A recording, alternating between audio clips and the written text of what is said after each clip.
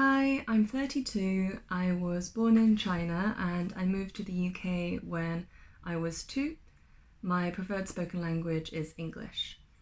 And given my experiences growing up here, I think some of the things that really weigh on my mind when I'm engaging with other people, especially professionals in the service industry, is I worry about how I'll be perceived.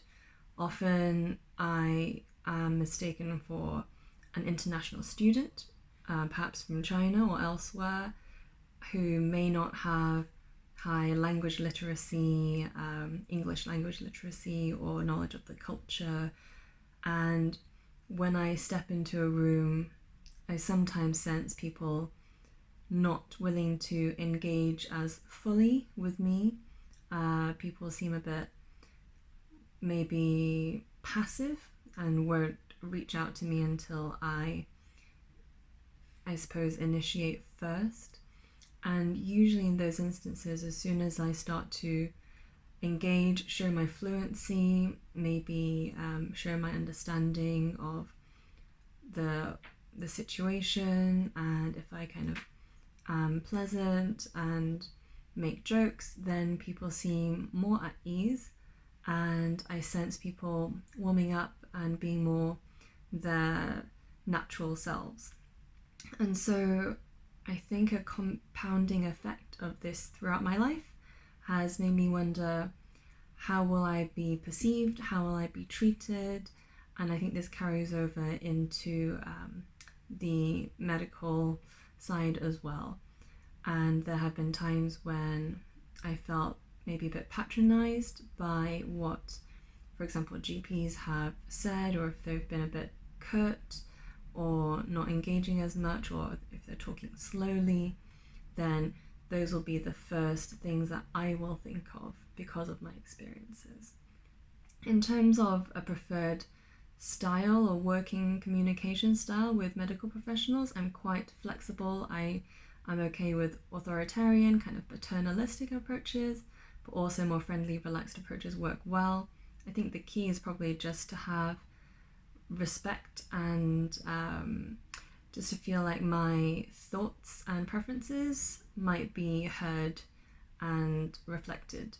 So that could be one thing that happened that I really appreciated, was when a GP could sense that I was relatively switched on about an issue I was looking at, and they responded in a non-patronizing way. They said, since I can see that you're interested in this, you can look this up and then you'll find out more information on this condition.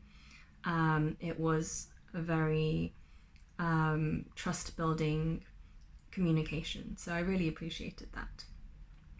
Otherwise, I think in my community, my wider British Chinese diaspora community, I see that a lot of people might not necessarily feel comfortable accessing the full extent of the services available to them, and only coming to, for example, the emergency services where they really need, and not advocating fully for what they want.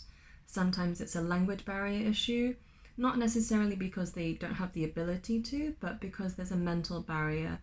A lot of the time, if it's first generation immigrants particularly, there may be from what I've seen in my communities, sometimes there is a mental barrier because there's an association with, from using English, just speaking it, there's an association from that to the negative experiences that they might have experienced when they were first here in the UK, and that could have been racial aggressions, violence. And so it's always a bit more mentally draining for them to first step out of their comfort zone and then to reach out and be vulnerable. I think that is a big part of it. And otherwise, I think a lot of people feel like they don't want to be a burden to different services. They want to be a bother. It feels like asking for help, which is something that isn't always very easy to do. And often people will just maybe suffer in silence until the issue gets really serious. In general, different generations have different approaches to medical care, as with many other communities and cultures.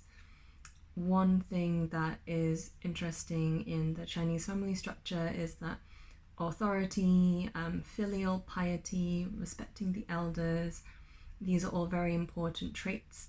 And so that might cause some areas of tension when it comes to family decision making, for example, and that might also carry over in terms of how patients might relate to the medical advice they've been given, because they view authorities and medical authorities as very important, but they may not be as forthcoming about what they really think and how feasible the treatment plans really can be.